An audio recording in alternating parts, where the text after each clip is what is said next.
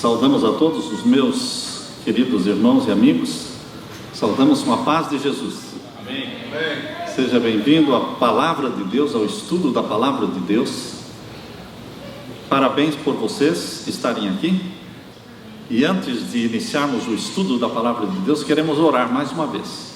Oremos ao Senhor.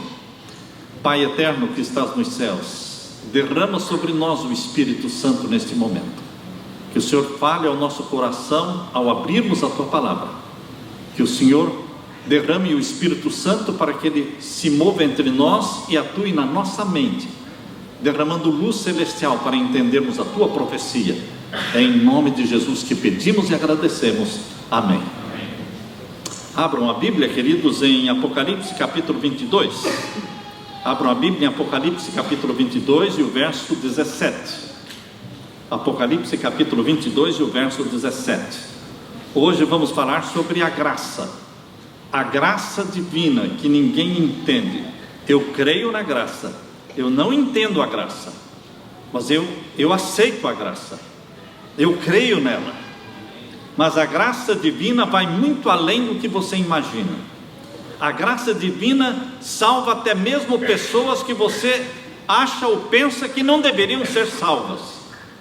Já aconteceu de você pensar na sua mente, Senhor, este indivíduo não, por favor, Senhor, esta pessoa não, ela não pode ir para o céu. Há pessoas que não estariam no céu se dependesse de você ou de mim. Mas, queridos, por isso existe graça. E Deus faz algumas coisas na nossa vida e conta algumas histórias na Bíblia para mostrar o que é graça. A graça não é algo merecido, não é algo que você merece, não é algo que você tem direito. A graça é um favor, e a graça chega até você de graça, mas ela custou alguma coisa. A graça divina custou o sangue do nosso Senhor Jesus Cristo. Veja agora Apocalipse 22, verso 17. E o Espírito e a esposa dizem: vem. E quem ouve diga: vem. E quem tem sede, venha. E quem quiser, tome de graça da água da vida, sem discriminação, sem predestinar alguns para a salvação e outros para a perdição. Não é assim que a Bíblia diz? Deus está se dirigindo a todo aquele que quiser. Todo aquele que quiser, diz aqui, tome de graça da água da vida. Então, os que se salvarem, se salvarão porque eles quiseram beber da água da graça divina. E aqueles que se perderem, é porque eles rejeitaram a graça divina. Mas a graça divina não rejeita ninguém. A porta da graça está escancarada, está aberta para todo aquele que quiser. E também a graça divina não é algo do Novo Testamento. A graça é algo da Bíblia. Desde o Antigo Testamento, Gênesis, até o final da Bíblia, Apocalipse, você vai ver o curso da graça divina. Quando Adão e Eva pecaram, Adão e Eva perderam aquela vestimenta de glória que tinham, era uma vestimenta de luz, eles eram seres glorificados, eles foram criados não no reino animal, eles foram criados no reino espiritual de Deus, foram feitos não à imagem e semelhança dos animais, mas foram feitos à imagem e semelhança de Deus. Portanto, queridos, pertenciam ao reino espiritual de Deus, por isso eles eram vestidos de glória. Quando pecaram, morreu a natureza santa e espiritual que eles tinham, sumiram, desapareceram as vestimentas de glória, eles se sentiram nus. E a Bíblia diz, ali relata em Gênesis, que eles fizeram aventais com folhas de figueira. Quando Deus apareceu no jardim do Éden e perguntou por Adão: Adão, onde estás? E eles se encontraram, Deus olhou para aquelas roupas feitas de folhas de figueira, e Deus disse: o que você fez, Adão? Queridos, Deus, para mostrar que a graça, ela já existia, Deus pediu que Adão sacrificasse um cordeiro no jardim do Éden. Foi Adão que sacrificou o cordeiro no jardim do Éden. E Deus pegou a pele daquele cordeiro e cobriu aquela nudez causada pelo pecado. A nudez de Eva, a nudez de Adão, foi coberta com a pele do cordeiro. Isso se chama graça.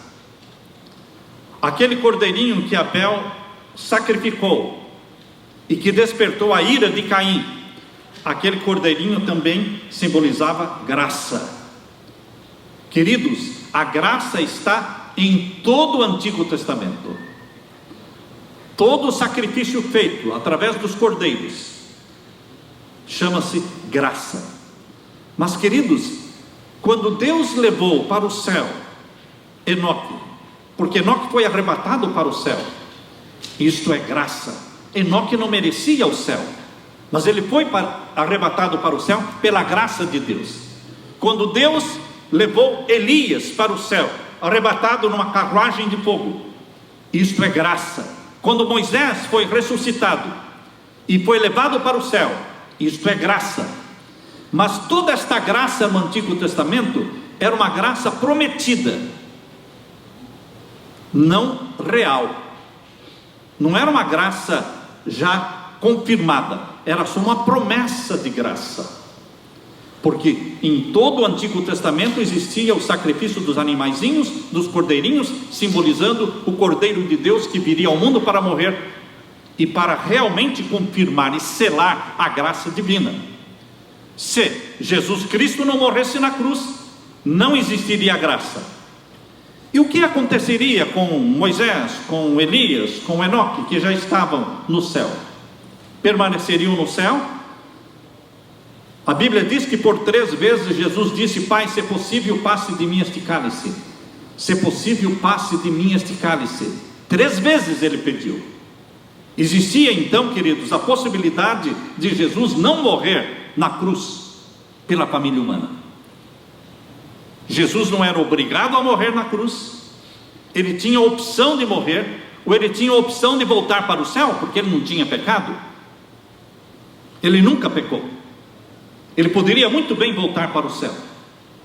O pai poderia muito bem ter dito para o filho: tudo bem, filho, já que você orou 1 vez, 2 vezes, e agora é a 3ª vez que você está orando, Pai, se possível, passe de mim este cálice. Tudo bem, filho, eu vou poupar você. Volte para casa, volte para o céu. E a família humana estaria para sempre perdida. Moisés, Elias e Enoque teriam que voltar do céu, e o planeta Terra estaria para sempre nas mãos de Satanás, porque Satanás se tornou o príncipe deste mundo. Desde que Adão pecou, Satanás se tornou o príncipe deste mundo. Mas, queridos, quando você lê o livro Desejado de Todas as Nações, nós encontramos ali no livro Desejado de Todas as Nações um texto lá naquele capítulo que fala sobre o Getsemane, quando Jesus Cristo suou sangue. Nós lemos lá na página 400 e vamos ler aqui a página 488. Sua prece agora respira apenas submissão. Se este cálice não pode passar de mim sem eu o beber, faça-se a tua vontade. Mateus 26, 42. Havendo tomado a decisão, Jesus caiu moribundo no solo do qual se erguera parcialmente. Onde se achavam então os discípulos para pôr ternamente as mãos sobre a cabeça do desfalecido mestre e banhar aquela fronte, na verdade mais desfigurada do que a dos outros filhos dos homens? O Salvador pisou sozinho o lagar, e do povo nenhum com ele havia. Onde estavam os discípulos neste momento em que Jesus suava sangue? Dormindo. Eles entendiam a graça? Não entendiam a graça, nem sabiam o que era a graça. Queridos, se Jesus Cristo não morresse, não existiria perdão e não haveria salvação. Deus sofria com o seu filho ali no Getsemane. Anjos contemplavam a agonia do Salvador, viam seu Senhor circundado das legiões das forças satânicas. Legiões de demônios estavam ali ao lado de Jesus no Getsemane, para que Jesus fosse forçado a desistir, abortar a missão. Aborte a missão, volte para o céu, teus discípulos não merecem. Você não está vendo que eles estão dormindo? Você vai morrer por alguém que não lhe valoriza. Jesus foi fortemente tentado no Getsemane, queridos, porque não foi na cruz que ele suou sangue. Na cruz tiraram-lhe o sangue, mas foi no Getsemane que ele suou sangue. Então o maior sofrimento, meus queridos, o maior sofrimento de Jesus não foi na cruz, foi no Getsemane, porque foi ali que ele decidiu beber o cálice da morte e suou sangue. Viam seu Salvador circundado por legiões de forças satânicas, sua natureza vergada ao peso do misterioso pavor que todo o fazia tremer. Houve silêncio no céu, nenhuma harpa soava. Pudessem os mortais ter testemunhado o assombro das hostes satânicas ao lado de Jesus, tentando o fazer desistir. Imaginem, queridos, pense um pouco a forma como Elias, como Moisés e como Enoque contemplavam Jesus Cristo lá do céu. Jesus Cristo vergado sob o peso dos nossos pecados, que estavam sendo colocados sobre ele, e ele suando sangue e clamando ao Pai: se possível, passe de mim este cálice. Imagine a tensão e o suspense do céu. Por isso aqui no Desejado de Todas as Nações diz: houve silêncio no céu, nenhuma harpa soava. Para escancarar a porta da graça, houve silêncio no céu, porque a porta da graça poderia não se abrir. Você crê desta forma? Você crê que a porta da graça poderia não se abrir? A graça do Antigo Testamento era uma graça só prometida, promessa. Mas as promessas, quando não são cumpridas, não têm valor. Se você entrar numa loja, comprar um aparelho de televisão, ou se você entrar numa loja de carros e comprar um carro, você não deu nenhum dinheiro de entrada, você não pagou nada, mas já pode sair dirigindo o seu carro, indo para casa, feliz, sem ter pago nada. Mas você vai ter que pagar. Se você não pagar, eles vão tomar o carro de você. Queridos, Moisés, Elias e Enoque, eles estavam no céu por causa de uma promessa de pagamento. Mas se o pagamento não fosse feito com o sangue do Filho de Deus, eles teriam que voltar. Por isso existia tensão no céu, silêncio no céu, nenhuma harpa soava quando Jesus tremia diante da cruz, diante do pensamento de morrer na cruz. Mas Jesus Cristo decidiu salvar a humanidade, e a porta da graça foi escancarada, foi aberta, e nós estamos vivendo na graça. Agora abra a sua Bíblia em Apocalipse capítulo 8, irmãos. Aqui você vai ler sobre um outro silêncio no céu. O primeiro silêncio no céu foi para abrir a porta da graça, e agora o próximo silêncio no céu é para fechar a porta da graça. Há novamente silêncio no céu, porque quando a porta da graça está para se fechar, quando Jesus Cristo está para lançar o incensário sobre a terra, ele percebe que existe uma multidão que ainda não foi selada pelo selo do Deus vivo, e ele clama ao Pai: Pai, meu sangue, Pai, meu sangue, Pai. E os 4 anjos que estão segurando os 4 ventos são ordenados para que continuem, que não soltem os 4 ventos, até que o povo de Deus que ainda não foi selado, seja selado pelo selo do Deus vivo. Existe tensão no céu, silêncio no céu, quando a porta da graça estiver para ser fechada para sempre. Leia comigo, Apocalipse capítulo 8, os versos 1 até o verso 5. E havendo aberto o 7º selo, fez-se silêncio no céu por quase meia hora. E vi os 7 anjos que estavam diante de Deus, e foram-lhes dadas 7 trombetas. E veio outro anjo e pôs-se junto ao altar, tendo um incensário de ouro, e foi-lhe dado muito incenso, para o pôr com as orações de todos os santos, sobre o altar de ouro que está diante do trono. E o fumo do incenso subiu com as orações dos santos, desde a mão do anjo até diante de Deus. E o anjo tomou o incensário, e o encheu do fogo do altar, e o lançou sobre a terra. E houve depois vozes, trovões, relâmpagos e terremotos. Queridos, o capítulo 8, verso 1 diz que quando o 7º selo foi aberto, houve silêncio no céu. Eu pergunto, o 7º selo já foi aberto? Sim ou não? Não foi aberto ainda.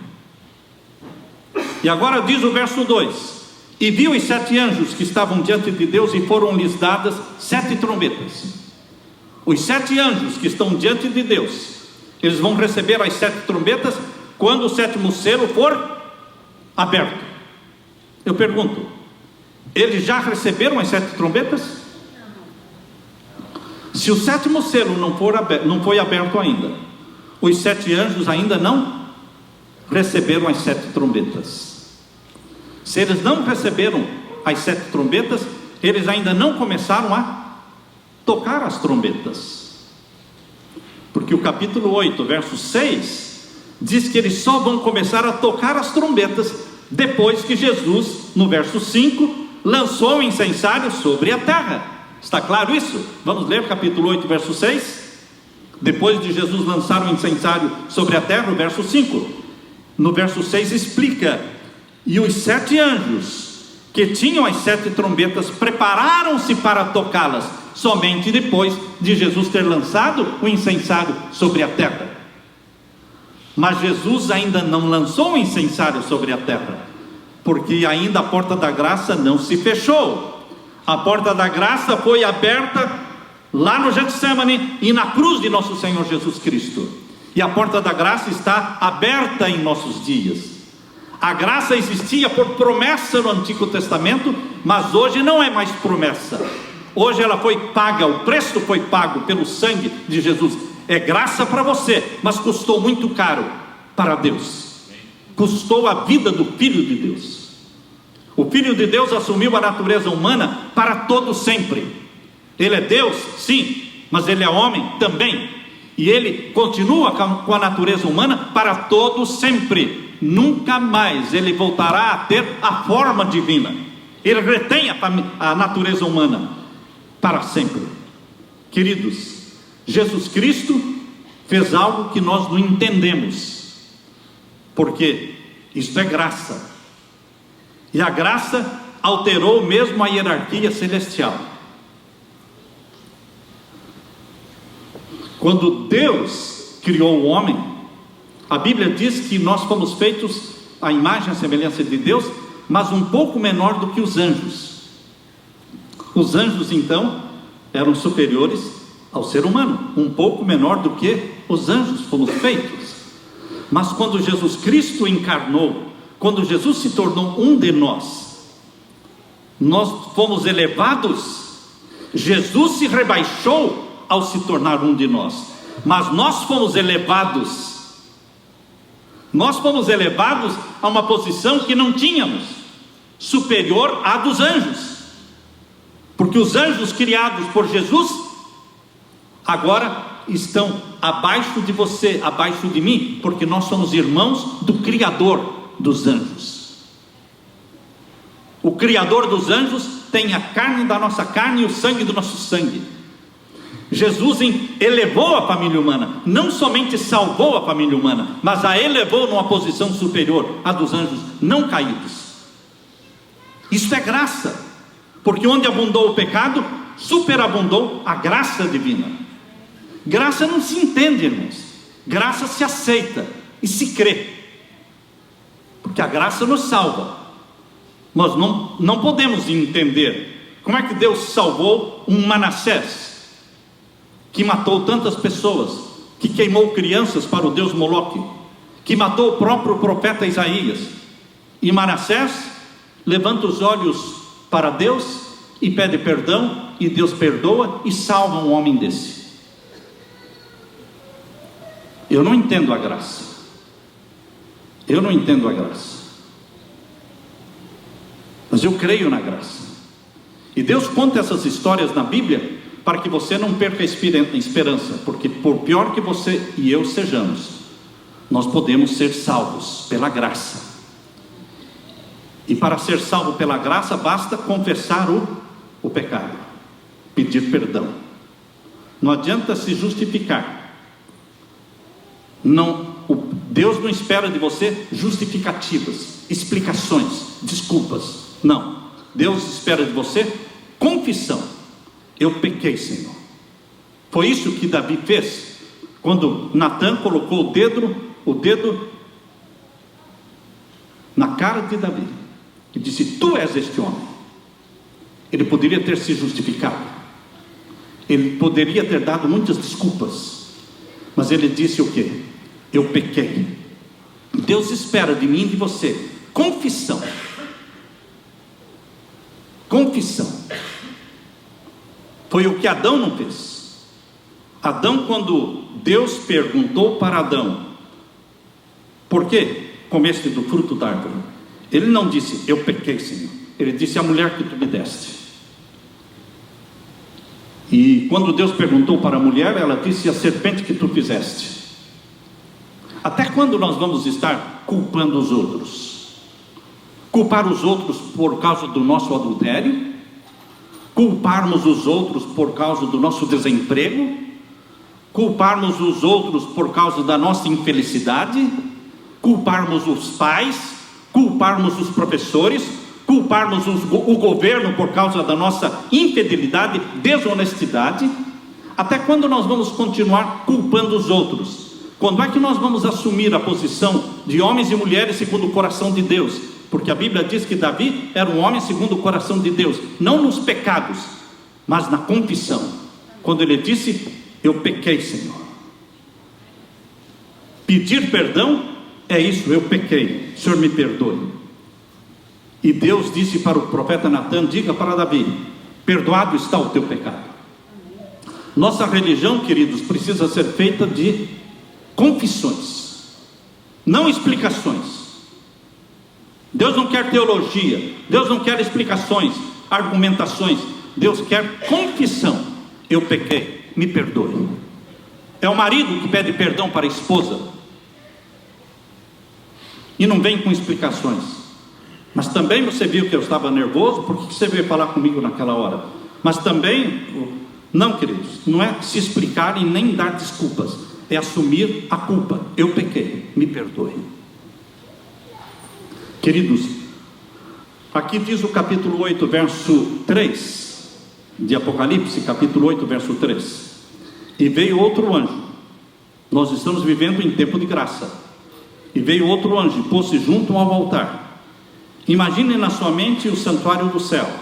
O santuário do céu não tem pátio, porque o pátio é o local onde existia o altar de sacrifício. O altar de sacrifício era onde o cordeiro era morto. E o cordeiro de Deus não foi morto no céu. O cordeiro de Deus foi morto na terra, foi morto no pátio. O pátio do santuário celestial é o planeta Terra. E o altar de sacrifício do santuário celestial é o monte do Calvário, onde o cordeiro de Deus foi morto. Então o santuário do céu tem o lugar santo e o santíssimo. E aqui diz que este anjo, que não é um anjo, como é que nós sabemos que às vezes a Bíblia chama Jesus de anjo, quando na realidade ele não é anjo? Jesus é chamado de anjo do concerto. Jesus é chamado de o anjo do Senhor, o anjo da aliança. Isso você pode ver em Malaquias. Abra sua Bíblia em Malaquias capítulo 3. Malaquias, o capítulo 3. E nós vamos ver o verso 1. Malaquias capítulo 3 e o verso 1.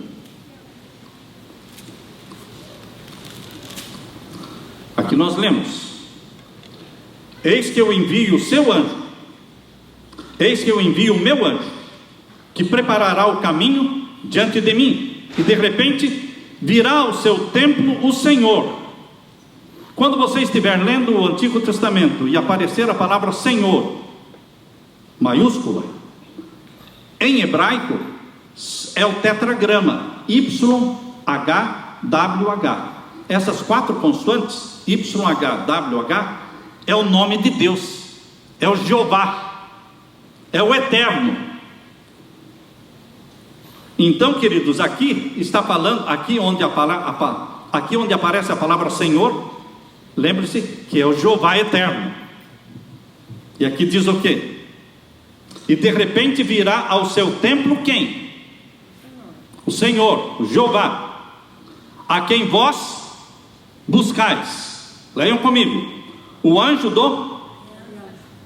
da aliança, do concerto. Aqui está dizendo que Jesus Cristo é a aliança, Jesus Cristo é o anjo da aliança, é o anjo do concerto, que viria ao templo. Ele viria ao templo. Ele veio ao templo de Jerusalém e foi rejeitado. Mas em 1844 ele veio ao Santíssimo do Templo Celestial e foi recebido, entrou na presença do Pai, pegou o livro selado com 7 selos. Nós estamos lendo o 7º selo, mas o livro selado com 7 selos foi colocado na mão do Filho pelo próprio Pai. Ele pegou o livro da mão do Pai no Santíssimo em 1844. E o livro selado com 7 selos só podia ser aberto pelo leão da tribo de Judá, por aquele que venceu e morreu e ressuscitou para poder abrir o livro. Queridos, é o livro do juízo celestial. E aqui diz que Jesus Cristo, o Senhor, a quem vós buscais, o anjo da aliança, a quem vós desejais, eis que vem, diz o Senhor dos exércitos. Agora, voltando para Apocalipse capítulo 8, verso 3, aqui você entende que está falando de Jesus, o anjo da aliança, que tem um incensário na mão, porque anjo não pode ter incensário na mão, porque se um anjo pudesse interceder por você, Jesus não precisaria ter morrido na cruz por você. Por que é que Jesus encarnou, tornou-se um de nós e morreu na cruz? Para se tornar mediador nosso, intercessor nosso. Se um anjo pudesse ser, não precisaria todo o sacrifício do Filho de Deus. Um mediador precisa fazer parte da família a favor de quem estará fazendo mediação. Vou repetir isso, porque temos que decorar isso. Um sacerdote, um mediador, ele precisa fazer parte da família a favor da qual ele está fazendo intercessão. Por isso Jesus teve que se tornar homem, para se tornar mediador dos homens. Não tinha outro jeito. Se existisse outro jeito, Deus teria poupado o seu filho. Mas não tinha outra opção. Ou você, meu filho, morre pela humanidade, se torna mediador da humanidade, ou a humanidade ficará para sempre nas mãos de Satanás. Só tem um jeito: você, meu filho, resgatá-los. E para que faça isso, você tem que se tornar um deles. Então este anjo do capítulo 8, verso 3 é Jesus. Leia comigo.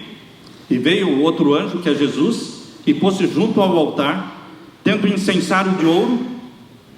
Lembram-se vocês que no santuário existia incensário de ouro? Um só, que ficava no Santíssimo, só usado pelo sumo sacerdote. E este aqui é um incensário de ouro, que só Jesus pode usar. E foi-lhe dado muito incenso. Eu gosto dessa expressão, irmãos. Aqui não está dizendo que foi dado incenso para Jesus colocar no altar de incenso, no incensário de ouro. Aqui está dizendo que foi-lhe dado muito incenso. Aqui está falando de uma intercessão única, de uma intercessão sem igual. Nunca foi feita uma intercessão como esta, porque é a última. É a última. E o Evangelho não vai terminar com menos poder do que quando começou. Se para começar o Evangelho foi derramado o Espírito Santo em forma de chuva temporã, e converteram-se 3.000 almas em um dia, agora quando se fechar a porta da graça, quando terminar a pregação do Evangelho, será derramado a chuva serôdia do Espírito Santo, e não serão 3.000 num dia, serão 3 milhões e milhões de conversões em um dia. A pregação do Evangelho não terminará com menos poder do que quando começou. Por isso, queridos, a maior conversão de todos os tempos está sendo reservada para um pouquinho antes do fechamento da porta da graça, quando Jesus vai receber muito incenso para colocar no incensário de ouro. Bendito seja este Deus que torce pela sua salvação. Bendito seja esse Deus que é amigo pessoal nosso, Pai bondoso, misericordioso, que quer que muitos se salvem. Por isso tem muito incenso. Só se perde quem quer se perder. Eu tenho um sermão, eu aconselho você a assistir a esse sermão, e o título é difícil se perder. Como é difícil se perder, irmãos. Quando você lê a história de Nabucodonosor, Nabucodonosor queria se perder. Ele queria, ele fez tudo o que podia para se perder, e se salvou. Como? Porque é difícil se perder, irmãos. É difícil. Salomão fez tudo o que podia para se perder, irmãos. Matou criança, queimou criança viva para Moloque. Ele não teve 2, 3 casamentos, não, irmãos. Ele teve 1.000, só 1.000 casamentos, 1.000 mulheres. Aprontou um bocado. Ele queria se perder, mas ele se salvou. Por quê? Porque é difícil se perder. Para você se perder, meu irmão, é só por muita teimosia sua mesmo, é muita cabeça dura mesmo. Porque se no momento em que você estiver morrendo, você clamar pela graça e pelo sangue de Jesus, você será salvo. Só que alguns morrem de repente e não tem esse tempo para dizer: Senhor, tem misericórdia de mim. Não tem esse tempo. Muitos estão brincando com Deus, e com Deus não se brinca. Não se brinca com a graça divina, porque a morte vem de repente. Mas é difícil se perder, porque Deus nos persegue com seu amor. O amor de Deus é como um cão de caça, que corre atrás da caça incansavelmente, mas a caça está cansada, está ofegante, e o cão de caça está atrás. E no momento em que a caça não aguentar e parar para descansar um pouco, o cão caçador alcança. Esta é a graça divina, é um cão caçador que nos alcança em algum momento da nossa vida. A graça nos alcança e nos apanha, e nós nos tornamos presas do amor divino, presas da graça divina. Isto é graça. Queridos, Jesus Cristo, Ele vai fazer a última intercessão antes de jogar fora o incensário de ouro. Mas é-lhe dado muito incenso. Aquele filho que você tem, teimoso, rebelde, drogado, ateu, não desista dele. A graça existe e a porta está aberta. Não desista dele. Não desista de orar. Não desista de jejuar. Não desista. Porque antes de Jesus lançar o incensário fora, Ele vai fazer a maior intercessão nunca jamais vista, porque é muito incenso. E a maior conversão, na hora 1/10, será a conversão de milhões.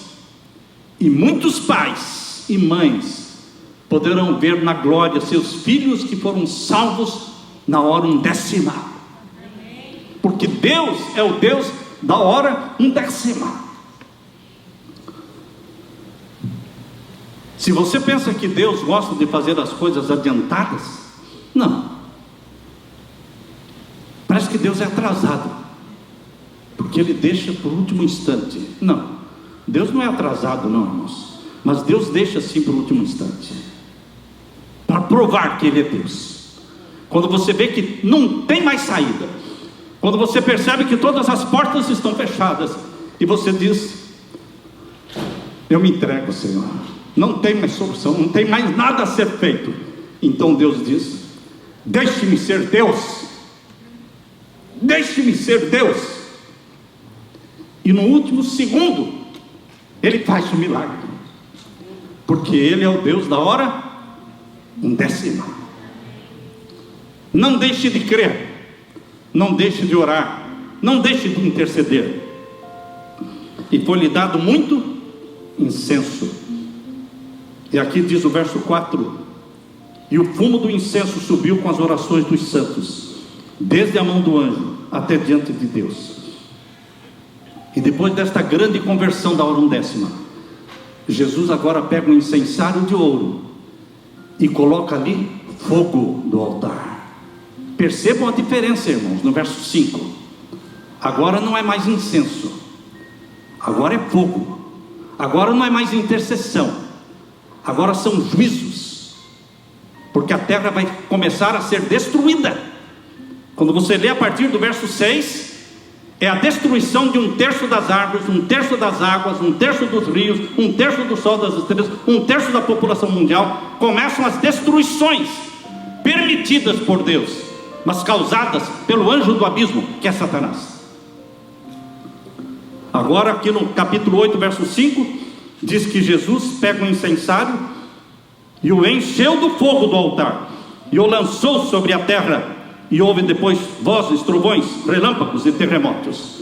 Quando Jesus lança o incensário sobre a terra, no livro Primeiros Escritos, página 279, diz ali, quando ele lança o incensário sobre a terra, ele diz: está feito. E então, pela primeira vez, Jesus profere o texto que está em Apocalipse 22, verso 11, irmãos.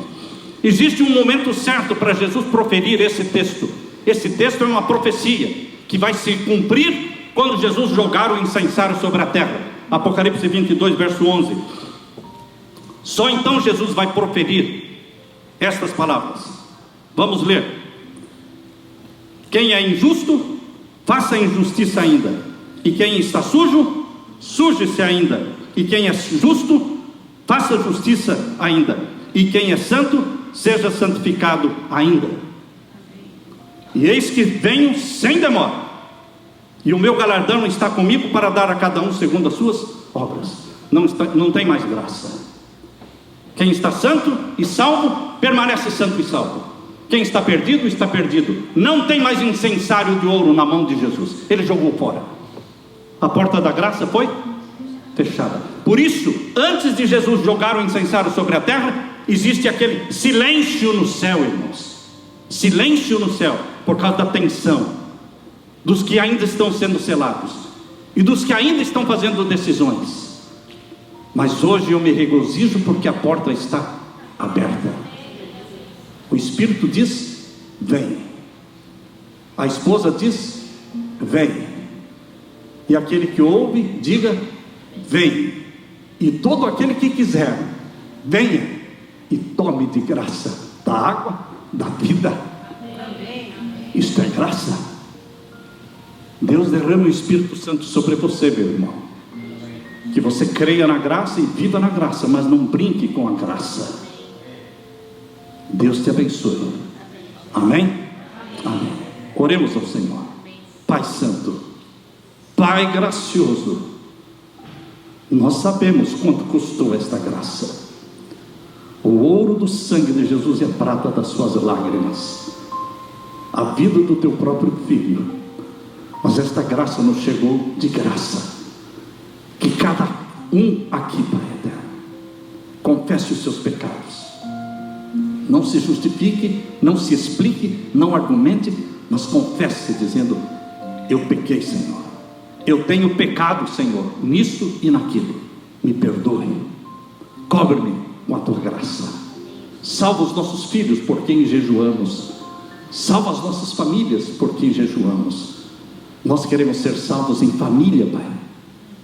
Contemplando Jesus naquele dia, podemos dizer: eis-nos aqui com os filhos que o Senhor nos deu. Derrama sobre nós o Espírito Santo. Em nome de Jesus pedimos. Amém.